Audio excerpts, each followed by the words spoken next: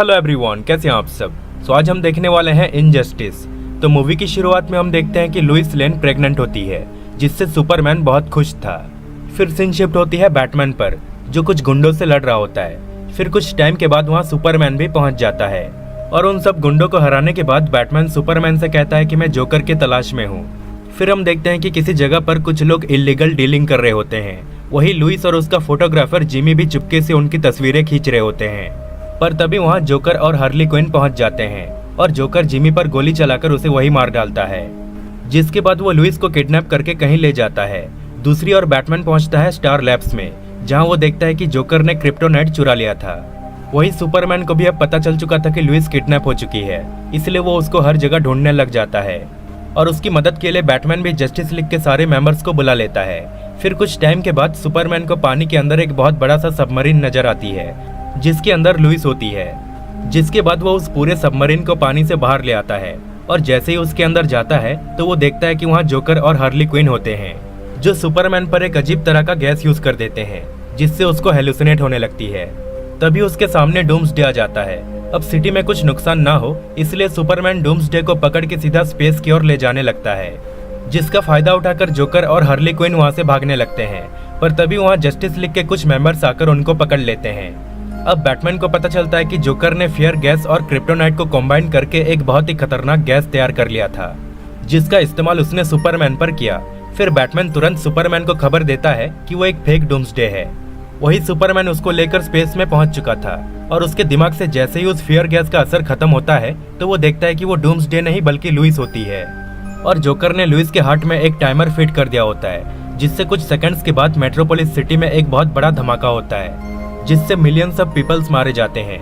वही green lantern अपने चारों तरफ एक शील्ड क्रिएट कर लेता है, जिससे वो सब बच जाते हैं। अब हम देखते हैं कि लुइस की डेथ हो चुकी थी, जिसको लेकर सुपरमैन दोबारा अर्थ में आता है।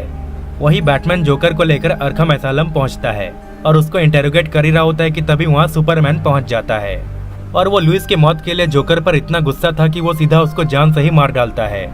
वही हम देखते हैं ग्रीन एरो पहुंचता है हार्ली क्विन के पास और उसको पकड़ के अपने सीक्रेट बेस में छुपाने ले जाता है, क्योंकि वो श्योर था कि अगर सुपरमैन को हार्ली क्विन मिल गई तो वो उसको भी जोकर की तरह जान से मार देगा। अब हम देखते हैं कि सुपरमैन किसी की नहीं सुनता और वो सिटी में सबको अनाउंस करता है कि अब बस बहुत हुआ, आगे से अगर कोई किसी की जान लेगा तो मैं उसको ही जान से मार डालूंगा। जिसके बाद वो लॉज को तोड़कर जितने भी लोग गलत काम कर रहे होते हैं वो उन सबको मारने लग जाता है, जिसमें वंडर वुमन भी उसका साथ देती है। फिर जस्टिस लीग के सारे मेंबर्स मीटिंग करने बैठते हैं, जहां बैटमैन सबको समझा रहा होता है कि सुपरमैन ये गलत कर रहा है, वो गवर्नमेंट रूल्स को तोड़ रहा है। अब इससे कुछ हीरोज सुपरमैन के साथ होते हैं तो कुछ बैटमैन के साथ, जिससे पूरी जस्टिस लीग की टीम टूट जाती है। अब सुपरमैन को रोकने के लिए प्रेसिडेंट के कहने पर मिरर मास्टर और यूएस मिलिट्री मिलकर सुपरमैन के डैड को घर से उठा ले जाते हैं। फिर सुपरमैन जैसे ही अपने घर पहुंचता है तो उसको बहुत गुस्सा आता है, जिसके बाद वो अपने डैड को ढूंढने के लिए वंडर वुमन की हेल्प लेता है। फिर वंडर वुमन जस्टिस लीग के कुछ मेंबर्स के साथ एक बार में पहुंचती है, जहां कई सारे सुपर विलन्स मौजूद थे। वही मिरर मास्टर भी होता है, जिसको वंडर वुमन डरा धमकाकर उससे उसका बेल्ट छीन लेती है और सुपरमैन को वो बेल्ट दे देती है, जिसका यूज करके वो अपने डैड को ढूंढने निकल जाता है।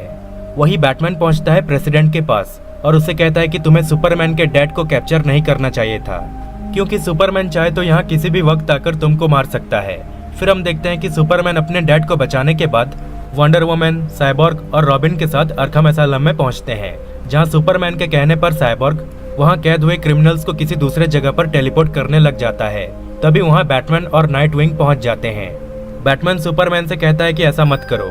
इसी बीच हार्ली क्विन भी ग्रीन एरो से खुद को छुड़ाकर वहां पहुंच जाती है और सारे सेल्स को खोलकर उन क्रिमिनल्स को रिलीज कर देती है, जिनको रोकने के लिए बैटमैन और सुपरमैन की टीम कुछ टाइम के लिए टीम अप कर लेते हैं और उन सबसे फाइट करने लग जाते हैं। पर इसी बीच रॉबिन गलती से नाइटविंग को मार डालता है। फिर सभी क्रिमिनल्स को वापस सेल में बंद करने के बाद बैटमैन रॉबिन पर बहुत गुस्सा हो जाता है और नाइटविंग के डेड बॉडी को लेकर वहां से निकल जाता है। फिर सुपरमैन पहुंचता है कैट वुमन के पास और उसे कहता है कि बैटमैन को तुम्हारी जरूरत है। फिर कैट वुमन जैसे ही बैटकेप में जाती है तो वो देखती है कि वहाँ बैटमैन अपना गुस्सा निकाल रहा होता है। नाइटविंग के डेथ के बाद वो अंदर से बिल्कुल टूट सा गया था। फिर कैट वुमन उसको शांत करती है। फिर हम देखते हैं कि नाइटविंग अपने आफ्टर लाइफ में होता है, जहाँ वो देवी रामाकृष्ण से मिलता है। रामाकृष्ण उसे कहते हैं कि तुम बहुत अच्छे इंसान हो, इसलिए मैं तुम्हें अपनी पावर्स दूंगी, जिससे तुम वापस अर्थ में जाकर जस्टिस लीग की हेल्प करोगे। और आज से तुम्हारा नाम डेडविंग होगा।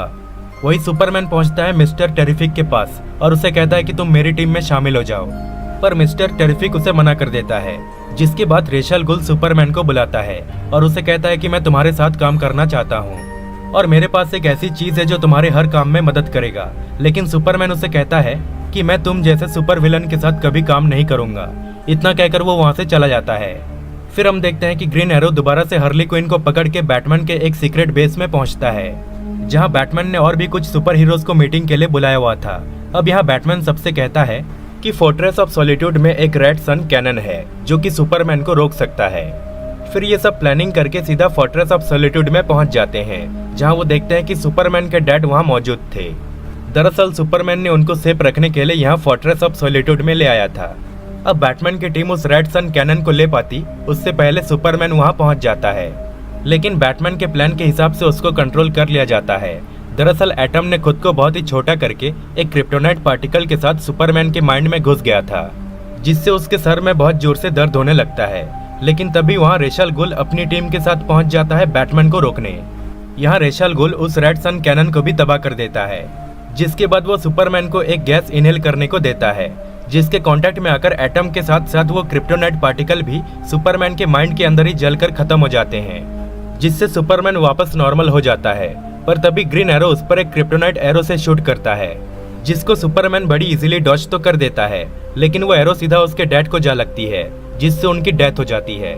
अब सुपरमैन को इतना गुस्सा आता है कि वो अपने हीट विजन से ग्रीन एरो को वही मार डालता है, पर बैटमैन और बाकी सब किसी तरह वहाँ से बच निकलते हैं। जिसके बाद सुपरमैन सिटी में अनाउंस करता है कि मैं दुनिया भर में अपने स्पाई ड्रोन्स को स्प्रेड करने जा रहा हूँ और अगर कोई क्राइम करते हुए पकड़ा गया तो मैं खुद उसे अपने हाथों से मारूंगा, चाहे वो जस्टिस लीग का मेंबर ही क्यों ना हो। फिर आगे हम देखते हैं कि किसी बिल्डिंग में कुछ लोग जोकर के नाम पर पार्टी कर रहे होते हैं, जिसको एक स्पाई ड्रोन डिटेक्ट कर लेता है। तभी वहाँ सुपरमैन पहुंच जाता है और अपने हिट विजन से उन सबको बेरहमी से मार डालता है। अब जैसे कि हमने कुछ टाइम पहले देखा था कि मिस्टर टेरिफिक ने सुपरमैन से टीम अप करने से मना कर दिया था, इसलिए सुपरमैन ने उसे एक बहुत ही टाइट सिक्योरिटी में कैद करके रख दिया था। फिर बैटमैन प्लास्टिक मैन को उसे वहाँ से छुड़ा कर लाने को कहता है, क्योंकि अब सिर्फ मिस्टर टेरिफिक ही एक बंदा बचा था जिसके जरिए ये सब सुपरमैन को रोक सकते हैं। फिर प्लास्टिक मैन सीधा उस जगह पर पहुंच जाता है और मिस्टर टेरिफिक को छुड़ाकर वहां से भागने लगता है। तभी वहां डेडविंग भी पहुंच जाता है और उन दोनों को वहां से भागने में मदद करता है। वही सुपरमैन अब डिसाइड करके फाइनली रेस अल गुल से टीम अप कर लेता है, जिसके बाद रेस अल गुल उसे वो चीज दिखाता है जिसके बारे में वो बात कर रहा था, और वो चीज होता है अमेज़न नाम का एक हाईटेक रोबोट जो सुपरमैन के हर ऑर्डर्स को फॉलो करेगा। जिसके बाद वो अमेज़न को सिटी में क्राइम्स पर नजर रखने को भेज देते हैं।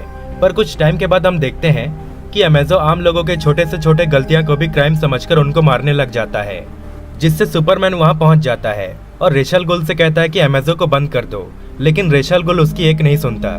दरअसल उसने सुपरमैन को ही खत्म करने के लिए अमेज़न को बनाया था। अब यहाँ अमेज़न सुपरमैन पर भारी पड़ जाता है और उसको मारने ही वाला होता है कि तभी वहाँ जस्टिस लीग के सारे मेंबर्स पहुंच जाते हैं और मिलकर अमेज़न का सामना करते हैं। पर वो अकेले ही सब पर भारी पड़ रहा होता है, यहाँ तक कि वो हॉकमैन और साइबोर्ग को जान से मार डालता है।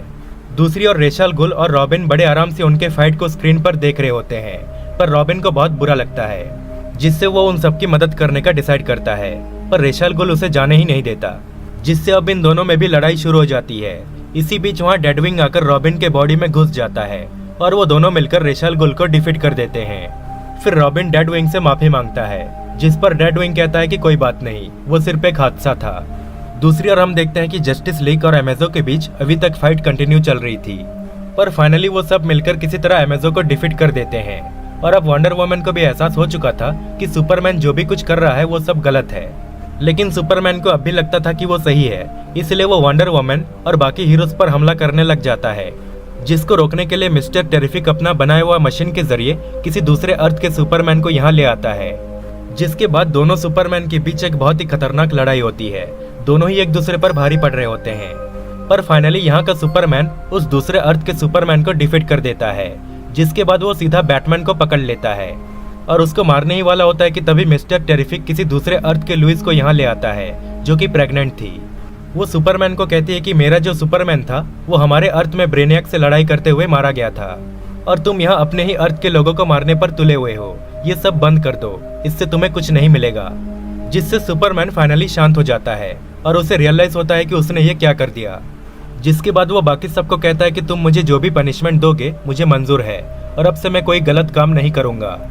जिसके बाद उसको एक खास तरीके के प्रिजन में ले जाया जाता है और वो वहां से तभी निकल पाएगा जब जस्टिस लीग के बाकी मेंबर्स उसको निकालना चाहेंगे। इसी तरह ये मूवी यहीं पर खत्म हो जाती है।